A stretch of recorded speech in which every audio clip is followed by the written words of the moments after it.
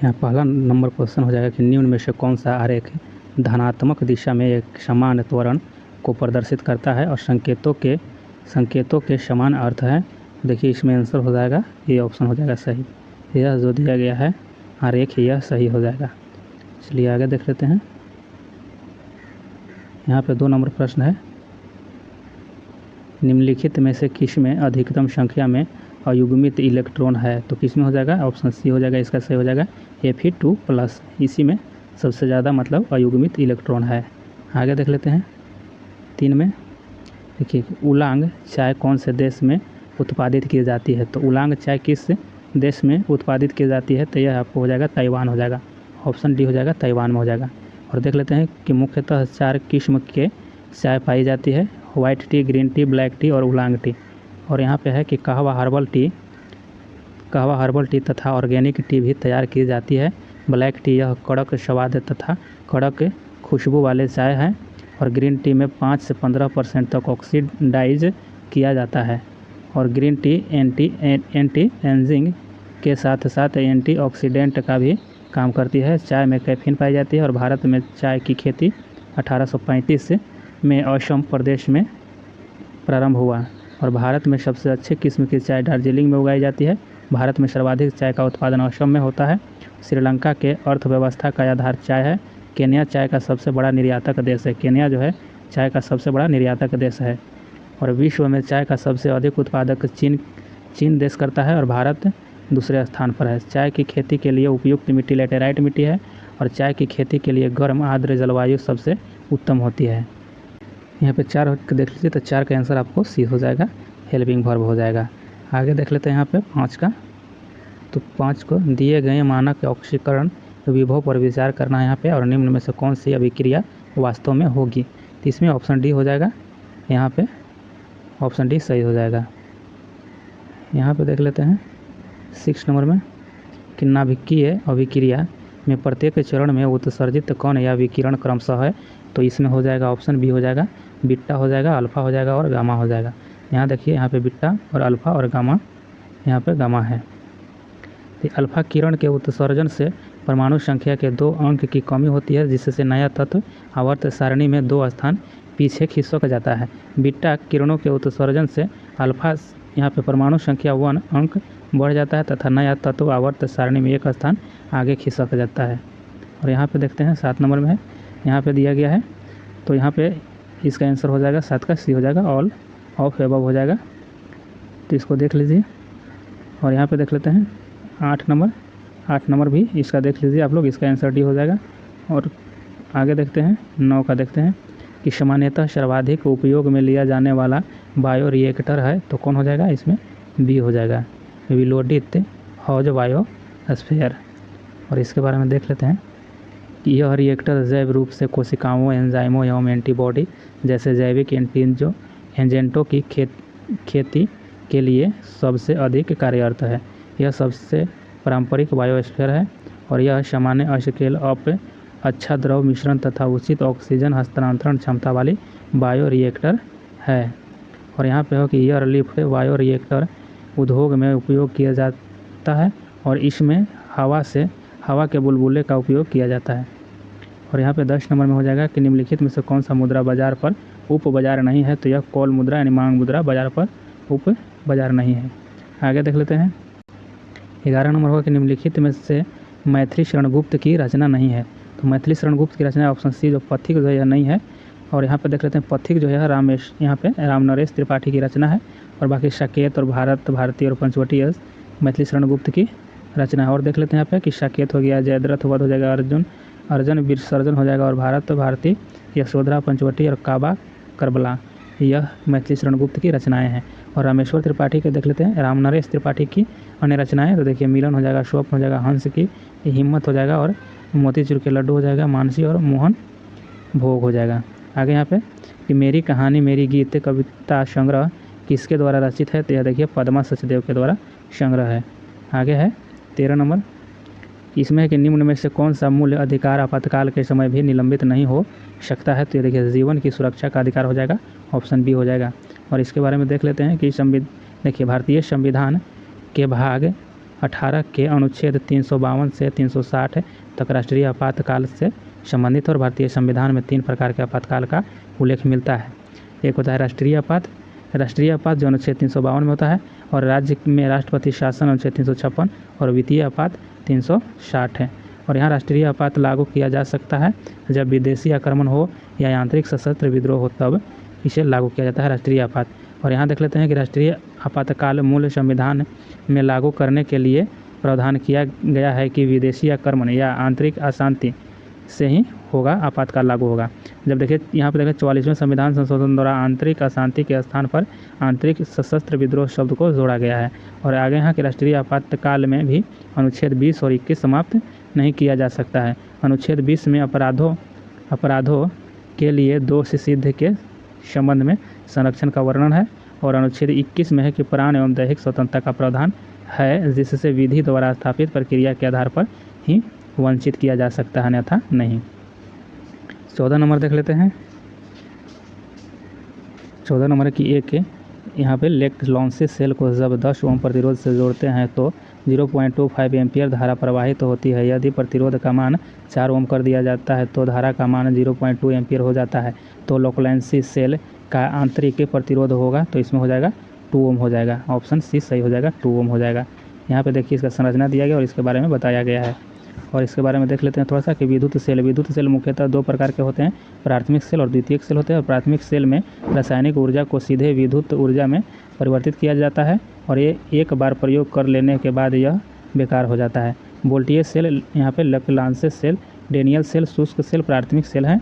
और द्वितीयक सेल में पहले विद्युत ऊर्जा को रासायनिक ऊर्जा में, फिर रासायनिक को विद्युत ऊर्जा में परिवर्तित किया जाता है और अवेशन कर इसे बार बार प्रयोग में लाया जा सकता है।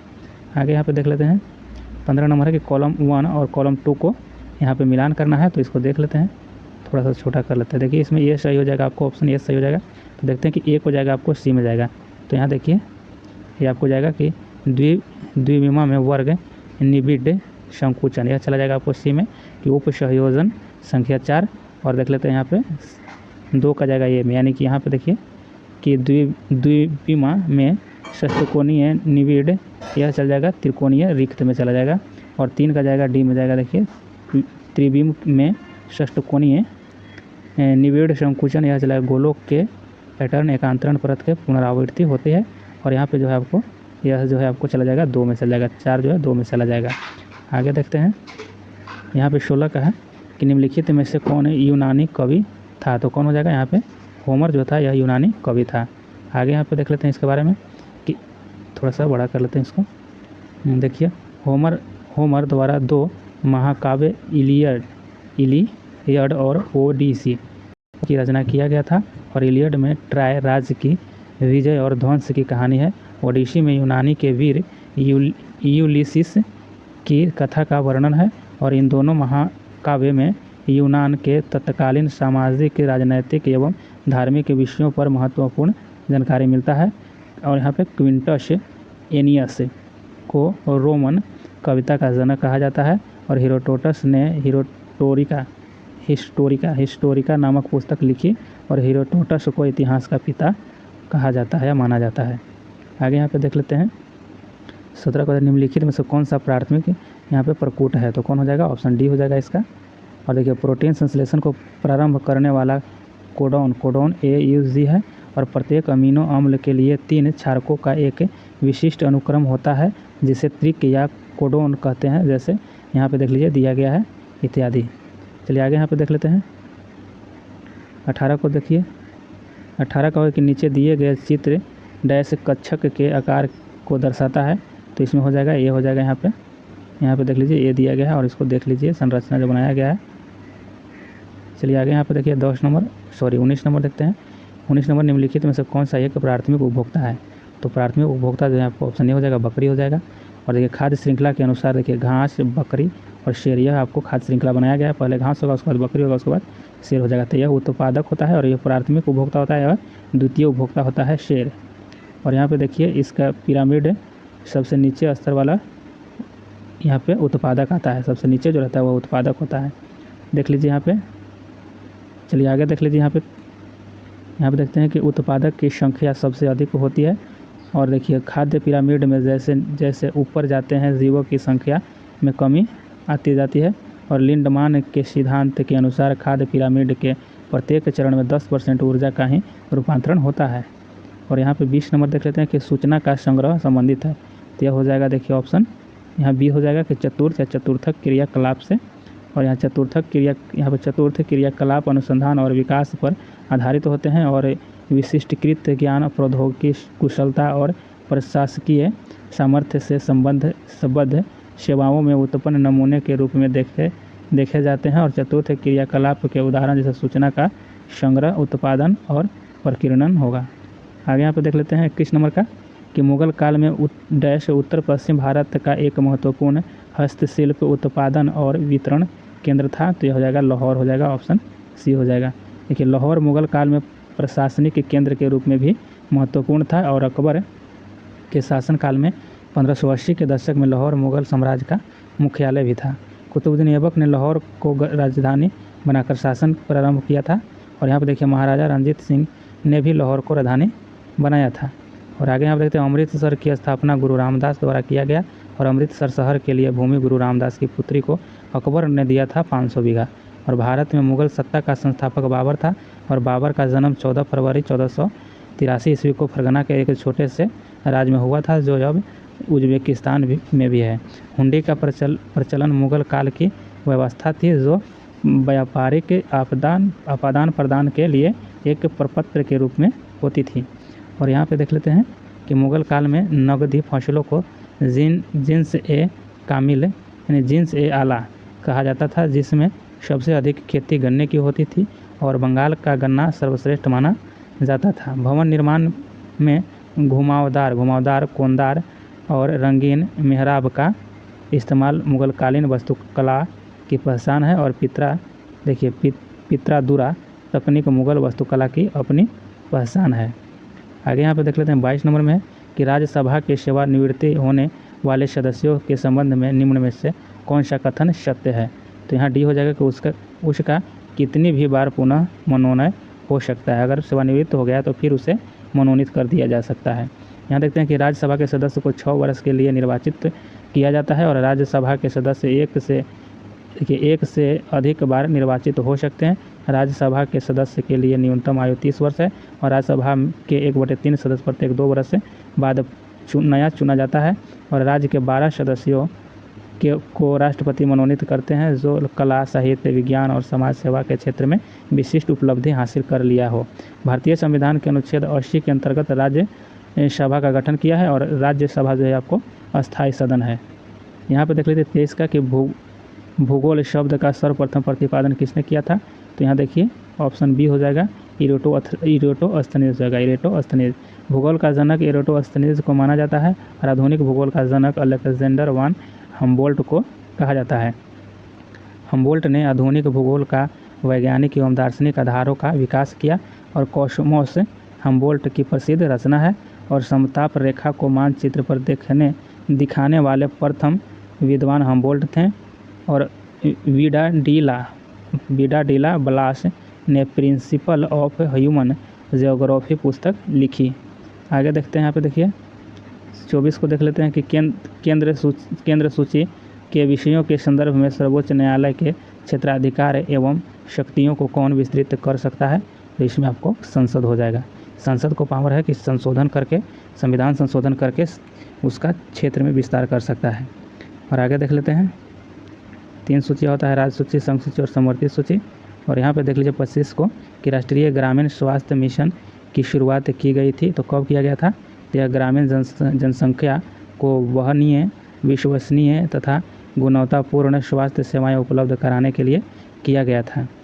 और यहाँ पे इसके बारे में देख लेते हैं कि NRHM की शुरुआत 12 अप्रैल 2005 ईस्वी को प्रारंभ किया गया था। और प्रारंभ में यह मिशन केवल 7 साल यानी 5 से 12 तक के लिए रखा गया था। प्रधानमंत्री जन आरोग्य योजना की घोषणा 23 सितंबर 2018 को प्रधानमंत्री ने रांची से किया था। और इस स्वास्थ्य योजना के अंतर्गत लगभग 60 करोड़ लोगों का स्वास्थ्य बीमा किया गया है। और यहाँ पे है 26 का है कि वायु के क्षैतिक संचलन से होने वाला ताप का स्थानांतरण डैश कहलाता है। तो क्या हो जाएगा यहाँ पे अभिवहन हो जाएगा, ऑप्शन अभिवहन हो जाएगा, सी आंसर सही हो जाएगा।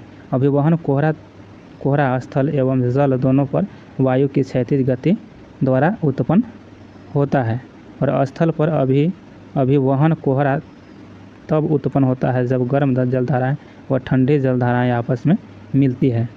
और यहाँ देख लेते हैं कि अभिवहन कोहरा के लिए वायु के तापमान तथा उसके नीचे के धरातल के तापमान में अत्यधिक अंतर होना चाहिए तथा पवन की गति बहुत अधिक होनी चाहिए। आगे यहाँ पे देख लेते हैं 27 का है। 27 का कि यहाँ दिया गया है कि यदि यार एक पूर्णांक है और यहाँ पे इतना दिया गया है और यहाँ पे देखिए सोल्व किया गया है, तो इसका आंसर हो जाएगा 6 हो जाएगा। तो यहाँ देख लीजिए सोल्व किया गया है। और यहाँ भी इसको देख लीजिए 28 का आंसर आपको कमरे के प्रवेश करने से पहले कृपया अपने हाथ धोएं। क्या कि कमरे में प्रवेश करने से पहले कृपया अपने हाथ धोएं, यह इसमें सही हो जाएगा। यहाँ पे देख लीजिए इसके इंग्लिश दिया हुआ है। चलिए आगे देख लेते हैं। 29 नंबर है कि एड्स रोगी में न्यून प्रतिरक्षा किसकी संख्या में गिरावट के कारण होती है। तो हो जाएगा देखिए टी, यहाँ पे टी लसिकानुआ हो जाएगा, टी लसिकानुआ। और यहाँ पे देख लीजिए थोड़ा सा इसके बारे में जान लीजिए। देखिए यहाँ पे कि एड्स रोगी में न्यून प्रतिरक्षा टी लसिकानुआ की संख्या में गिरावट के कारण होती है और शरीर में रोगाणुओं तथा विष पदार्थ के अपघटन द्वारा नष्ट होने वाले विशेष प्रकार के प्रोटीन्स का संश्लेषण होता है जिन्हें प्रतिरक्षी कहते हैं। और इन प्रतिरक्षियों में TH या T4 लिम्फोसाइट सुरक्षा तंत्र के प्रहरी के रूप में भाग लेता है। और एड्स विषाणु जनित रोग है, एड्स जो है आपको विषाणु जनित रोग हो जाएगा। सिंगल स्ट्रैंडेड यानी RNA वायरस के कारण होता है। और एलिसा जो टेस्ट होता है, एलिसा द्वारा इसका परीक्षण किया जाता है, एलिसा के द्वारा टेस्ट किया जाता है एड्स का। और यहाँ पर 30 देख लेते हैं कि आंतरिक चट्टान में पत्रित की क्रिया से अभिप्राय है। तो क्या हो जाएगा इसमें आपको बी हो जाएगा कि कुछ शैलों में कणों या खनिजों का सतहों या रेखाओं के रूप में व्यवस्थित हो जाना। और यहाँ पे आगे देख लेते हैं। यहाँ पे 31 का है कि भूगोल के क्रमबद्ध उपागम डैश द्वारा यहाँ पे परिवर्तित किया गया है। तो कौन हो जाएगा, ऑप्शन डी हो जाएगा, अलेक्जेंडर वन हम्बोल्ट हो जाएगा, ऑप्शन डी सही हो जाएगा। देखिए भूगोल के दो प्रमुख उपागम है, जैसे क्रमबद्ध उपागम और प्रादेशिक उपागम हो जाएगा। और क्रमबद्ध उपागम को विषय वस्तुगत उपागम भी कहा जाता है और विश्व के किसी भी भाग का संपूर्ण अध्ययन करना क्रमबद्ध भूगोल कहलाता है। रिचर्ड हार्शोर्न ने क्रमबद्ध भूगोल की परिभाषा इस प्रकार दिया कि क्रमबद्ध भूगोल के अध्ययन का सबसे साधारण तरीका यह है कि पृथ्वी के तल की असमानताओं पर किसी भी एक भौगोलिक तत्व के संदर्भ में विचार किया जाए। जर्मन भूगोलवेत्ता कार्ल रिटर को प्रादेशिक माना जाता है। प्रादेशिक भूगोल का अध्ययन करने के लिए भूस्थल को विभिन्न प्रदेशों में विभाजन किया जाता है। आगे यहाँ पे 32 नंबर देख लेते हैं। डॉक्टर कृष्ण कुमार ने सन 2004 से 10 तक किस संस्था में निर्देशक के पद पर कार्य किया है। तो यह हो जाएगा ए हो जाएगा, NCERT हो जाएगा, ऑप्शन ए हो जाएगा। और यहाँ पे देख लीजिए NCERT की स्थापना 1961 ईस्वी में किया गया था। NCERT का फुल फॉर्म क्या हो जाएगा, national council of educational research and training. और यहाँ पे NCERT के निर्देशक डॉक्टर दिनेश प्रसाद सकलानी है। क्या है, सकलानी। कबीरदास के पदों का संग्रह है, तो यह आपको ऑप्शन ए हो जाएगा, बीजक हो जाएगा। और बीजक का संपादन धर्मदास ने किया है। और बीजक में देखिए साखी शब्द तथा रामायणी का संकलन है। और सूरसागर देखिए सूरदास की रचना है। और कवितावली तुलसीदास की रचना है। तुलसीदास की और देख लेते हैं यहाँ पे रचनाएं जो है। यहाँ पर जो रामचरितमानस हो जाएगा, विनय पत्रिका हो जाएगा, कृष्ण गीतावली हो जाएगा और जानकी मंगल हो जाएगा। और कवितावली गीतावली और वैराग्य संदीपनी और सूरदास की रचना हो जाएगा, सूरसागर हो जाएगा, सुरसरावली हो जाएगा और साहित्य लहरी हो जाएगा। और विद्यापति की रचना हो जाएगा, यहाँ पे विद्यापति की हो जाएगा, पद्मावली हो जाएगा, मैथिली। और कीर्ति लता हो जाएगा और कीर्ति पताका देखिए कीर्ति पताका हो जाएगा, और यह अवहट भाषा में यह दोनों है। और ये क्वेश्चन पूछा भी गया है, देखिए गोरक्ष विजय जो हो जाएगा आपको संस्कृत में है। आगे देख लेते हैं 34 का, कि निम्नलिखित में से किस दोष में धनत्व कम हो जाता है। तो किस में कम हो जाता है, तो यहाँ हो जाएगा आपको ऋतिका दोष और सौटिकी दोष में कम हो जाता है।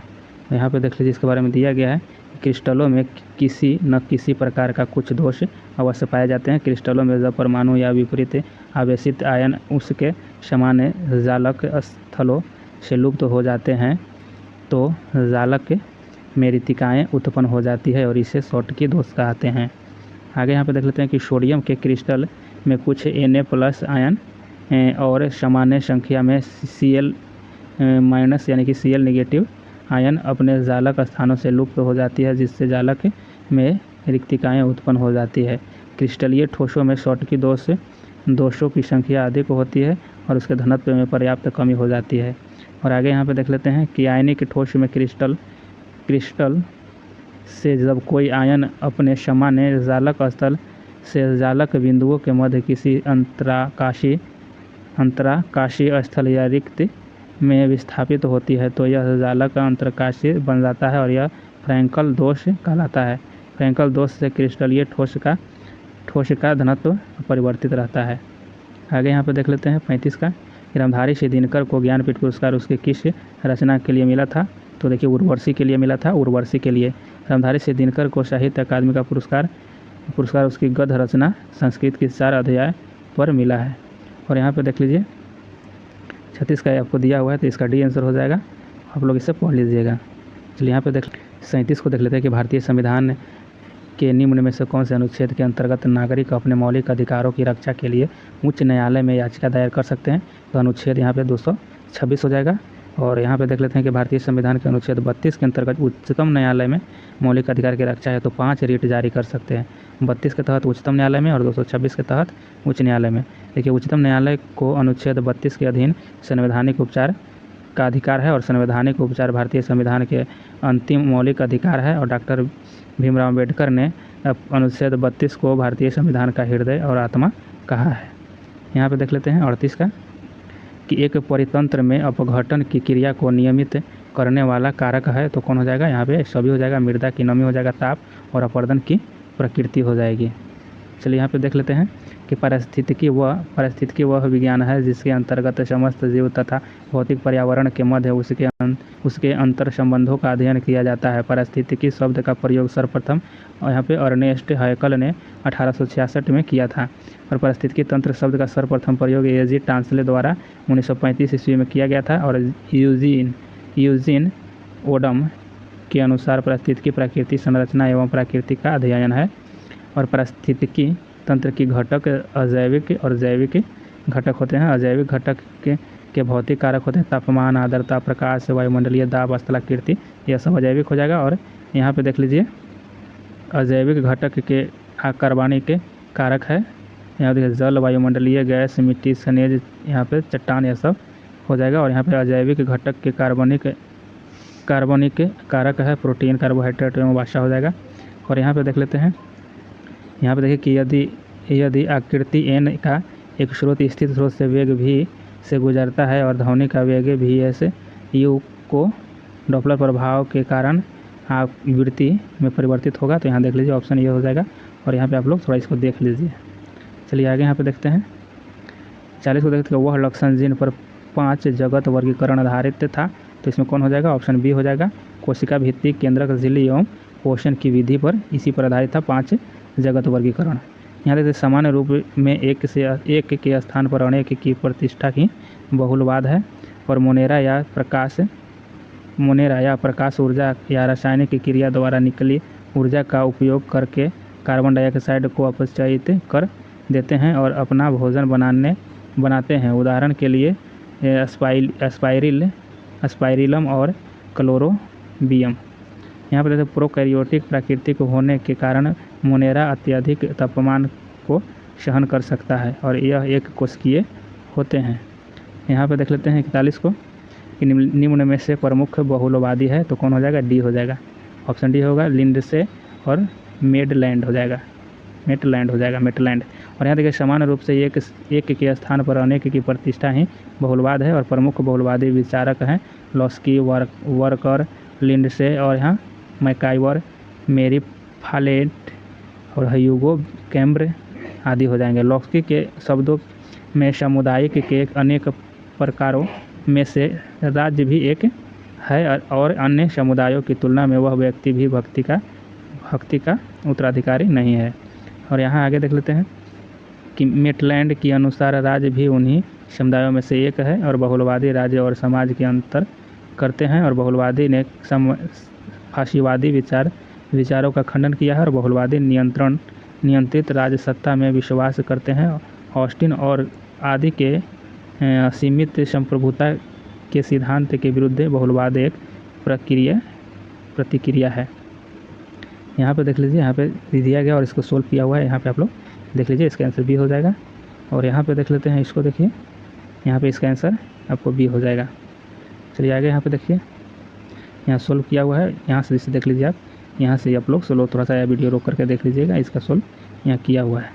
चलिए आगे देख लेते हैं कि निम्न में से कौन सा विष्णु का अवतार यानी विष्णु का अवतार नहीं है। तो विष्णु का अवतार कौन नहीं है, तो देखिए ऑप्शन यहाँ पे डी हो जाएगा, दधीचि या नहीं है, मत्स्य, परशुराम और कर्म यहाँ पे जो है। और आगे यहाँ पे देखिए भारत का राष्ट्रीय चावल अनुसंधान संस्थान अवस्थित है, तो कहाँ है, तो आपको कटक में हो जाएगा राष्ट्रीय चावल अनुसंधान संस्थान। और यहाँ पे देख लेते हैं और इस प्रमुख संस्थान और शोध संस्थान और स्थान के बारे में। तालु अनुसंधान संस्थान शिमला हो जाएगा, केंद्रीय चर्म अनुसंधान संस्थान चेन्नई और न्यूक्लियर रिसर्च लैबोरेटरी हो जाएगा Srinagar, Indian agriculture research institute नई दिल्ली, राष्ट्रीय समुद्री विज्ञान संस्थान गोवा, केंद्रीय औषधि अनुसंधान संस्थान लखनऊ, भारतीय मौसम विज्ञान संस्थान नई दिल्ली, केंद्रीय कांच तथा मृत्तिका अनुसंधान कोलकाता, भारतीय राष्ट्रीय राजमार्ग प्राधिकरण नई दिल्ली और भारतीय दलहन शोध संस्थान कानपुर। और यहाँ पे भारतीय रासायनिक जैविकी संस्थान कोलकाता, प्रौद्योगिकी विश्व विज्ञान अनुसंधान केंद्र लखनऊ, केंद्रीय गन्ना अनुसंधान संस्थान लखनऊ, अंतर्राष्ट्रीय चावल अनुसंधान संस्थान मनीला हो जाएगा। 46 को निम्नलिखित में से किस न्यायाधीश को जनहित याचिका का प्रवर्तक माना गया है। तो यहाँ पे जस्टिस पी.एन. भगवती को माना गया है। जनहित याचिका यानी पब्लिक इंटरेस्ट लिगेशन किसी भी उच्च न्यायालय यानी अनुच्छेद 226 या सीधे सर्वोच्च न्यायालय अनुच्छेद 32 में दायर की जा सकती है। 47 में देखते हैं कि धनात्मक ढाल के पूर्ति वक्र का कारण है। तो इसमें क्या हो जाएगा, यहाँ पे ऑप्शन ए हो जाएगा वर्धमान प्रतिफल हो जाएगा, वर्धमान प्रतिफल हो जाएगा। और यहाँ देख लीजिए, यहाँ इसका संरचना दिया गया है। चलिए 48 को देख लीजिए, तो 48 का यहाँ आंसर आपको हो जाएगा डी हो जाएगा और इसको भी आप लोग समझ लीजिए। चलिए यहाँ पे देखते हैं 49 का कि कौन सा भारत के राष्ट्रपति की क्षमादान की शक्ति का सिद्धांत नहीं है। तो इसमें सी हो जाएगा कि दया के लिए याचिकाकर्ताओं को राष्ट्रपति के सक्षम मौखिक सुनवाई का अधिकार यह नहीं है, बाकी यह तीनों है। आगे देख लेते हैं इसके बारे में। देखिए कि भारतीय संविधान का अनुच्छेद 72 राष्ट्रपति के क्षमादान से संबंधित है। राष्ट्रपति मृत्युदंड सहित किसी भी प्रकार के न्यायालय द्वारा दिया गया दंड को कम कर सकते हैं या क्षमादान कर सकते हैं। राष्ट्रपति के समक्ष याचिकाकर्ता प्रत्यक्ष रूप से याचना नहीं कर सकते हैं और राष्ट्रपति के क्षमादान के विरुद्ध न्यायालय में जाया जा सकता है और राष्ट्रपति के क्षमादान संबंधी निर्णय विभेदात्मक होने पर न्यायालय द्वारा अवैध घोषित किया जा सकता है। भारतीय संविधान में अनुच्छेद 161 के अनुसार राज्यपाल क्षमादान कर सकता है। 161 में राज्यपाल और 72 में राष्ट्रपति। राज्यपाल मृत्युदंड को क्षमा नहीं कर सकते हैं। राज्यपाल को सैनिक मामलों में कोई अधिकार नहीं है। राष्ट्रपति की क्षमादान शक्ति देख लेते हैं कि क्षमा यानी पूर्णतः क्षमा कर देना। इसका मतलब यह हुआ कि अपराध कभी नहीं हुआ है। और यहाँ देख लेते हैं कि प्रविलंबन किसी दंड को कुछ समय के लिए टालने की क्रिया को प्रविलंबन कहते हैं। जैसे फांसी के संदर्भ में फांसी को टालने के लिए प्रविलंबन होता है। और जैसे विराम हो गया कि विशेष परिस्थिति की वजह से सज़ा कम करना, जैसे कि दिव्यांग या महिलाओं की गर्भावस्था की अवधि के कारणवश। और परिहार हो गया कि सज़ा की मात्रा को बदलना, जैसे 2 वर्ष का कठोर कारावास को 1 वर्ष के कठोर कारावास में बदल देना। लघुकरण क्या हो गया कि सज़ा की प्रकृति को बदलना हो गया, जैसे मृत्युदंड की कठोर कारावास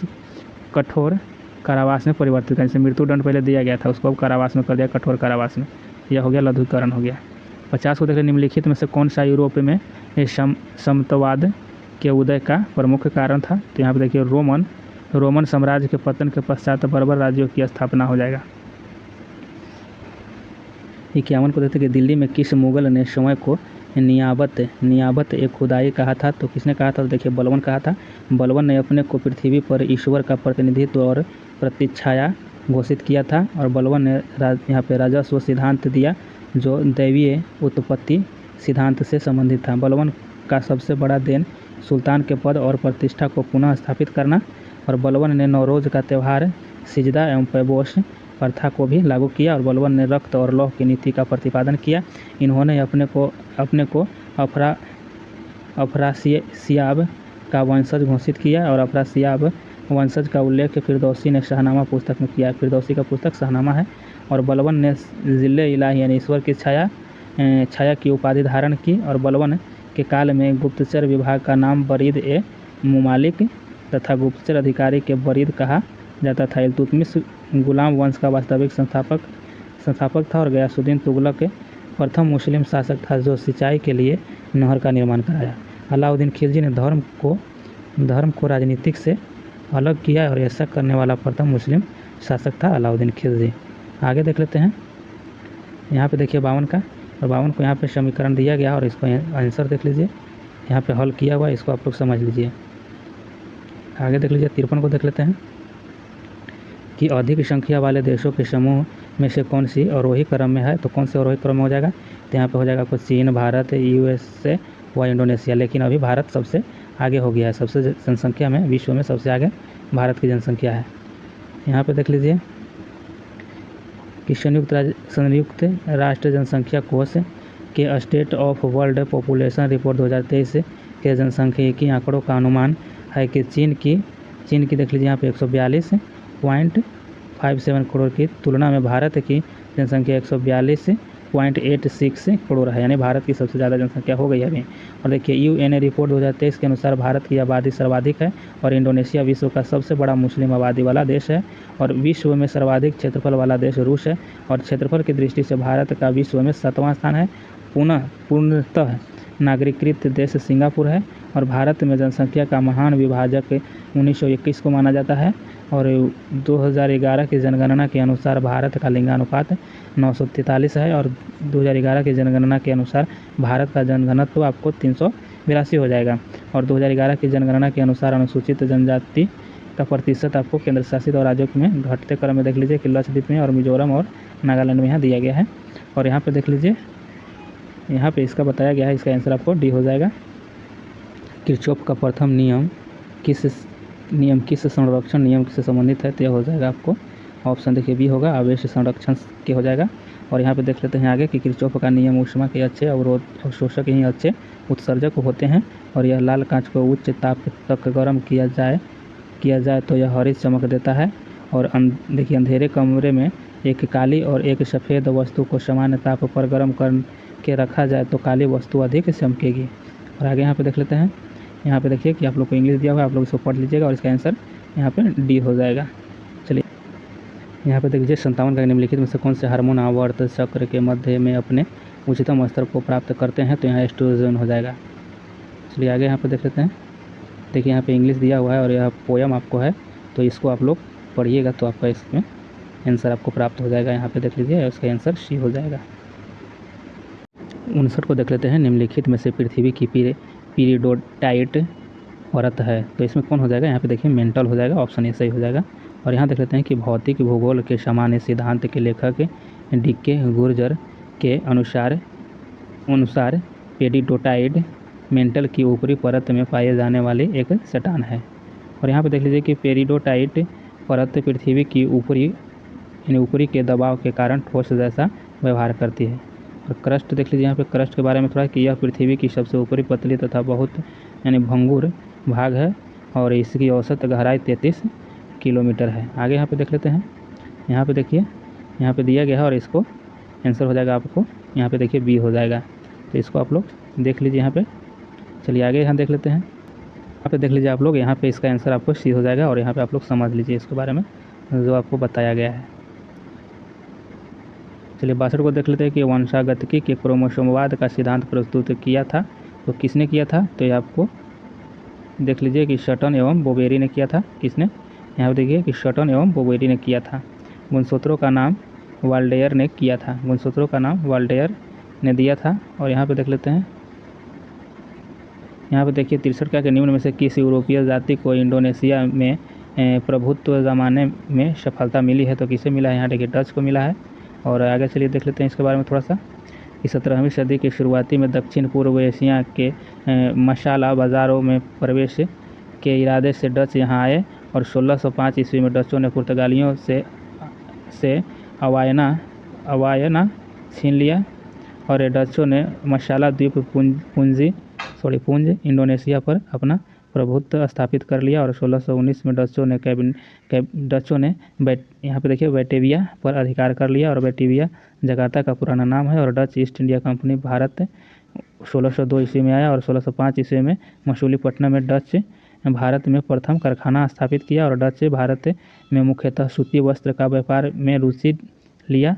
और डच बेदरा के युद्ध में 1759 में अंग्रेज से पराजित होकर भारत में सक्रिय राजनीति से अलग हो गया।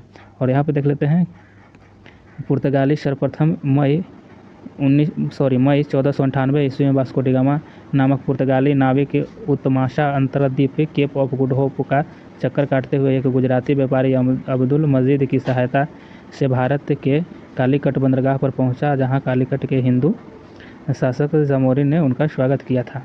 और यहाँ फ्रांसीसियों का आगमन भारत में अन्य यूरोपीय कंपनियों की अपेक्षा सबसे बाद में प्रवेश किया। और सन 1664 में फ्रांस के सम्राट लुईस 14वां के मंत्री कोलबर्ट के प्रयास से फ्रेंच ईस्ट इंडिया कंपनी की स्थापना हुई।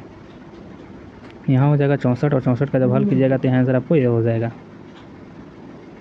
65 19,000 प्लस 19 सैकड़ा प्लस 19 इकाइयाँ बराबर होता है। तो इसमें हो जाएगा डी हो जाएगा, यहाँ पे हो जाएगा। और यहाँ पे बताया गया है, इसको समझ लेना है।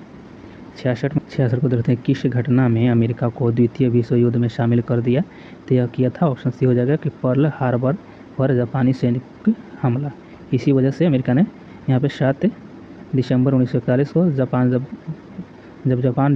पर्ल हार्बर सैनिक अड्डा पर आक्रमण किया था तब अमेरिका ने भाग लिया था। और यहाँ पे देख लेते हैं कि जापान प्रथम परमाणु बम का प्रयोग पर्ल हार्बर को ध्वस्त करने में किया था। और यूएसए का द्वितीय विश्व युद्ध में प्रवेश 8 दिसंबर 1941 को हुआ था। 8 दिसंबर 1941 को था, 7 में बम फेंका था और उसके बाद 8 में शामिल हुआ था। और यहाँ पे देखिए 6 अगस्त और 9 अगस्त को यूएसए ने हिरोशिमा और नागासाकी पर, देखिए हिरोशिमा पर क्या गिराया था? तो लिटिल बॉय, और नागासाकी पर फैटमैन परमाणु बम गिराया। और द्वितीय विश्व युद्ध का तत्कालीन कारण जर्मनी का पोलैंड पर आक्रमण था। आगे यहाँ पे देख लेते हैं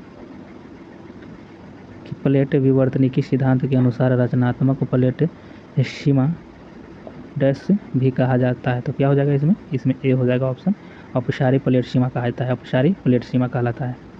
और आगे यहाँ पे देख लेते हैं 68 का कितौने में कैम्बियम छल्ले की सक्रियता से पिच की ओर जाने वाले कोशिकाएं डैश है। तो कौन हो जाएगा? इसमें देखिए कि द्वितीयक जाइलम हो जाएगा, ऑप्शन बी हो जाएगा।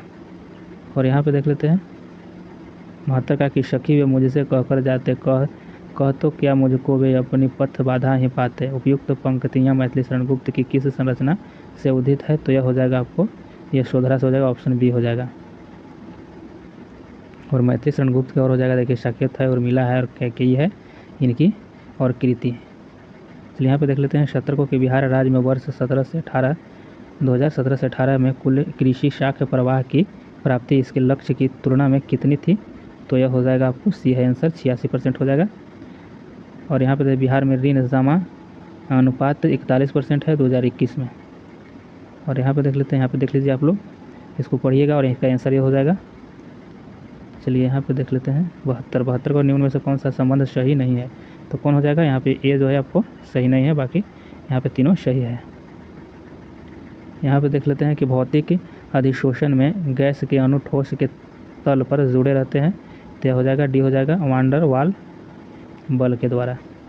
जब ठोस के पृष्ठ पर अधिशोषित अणु वांडर वाल्स बलों जैसे कमज़ोर बलों द्वारा चिपके रहते हैं तब ऐसा अधिशोषण भौतिकी अधिशोषण कहलाता है।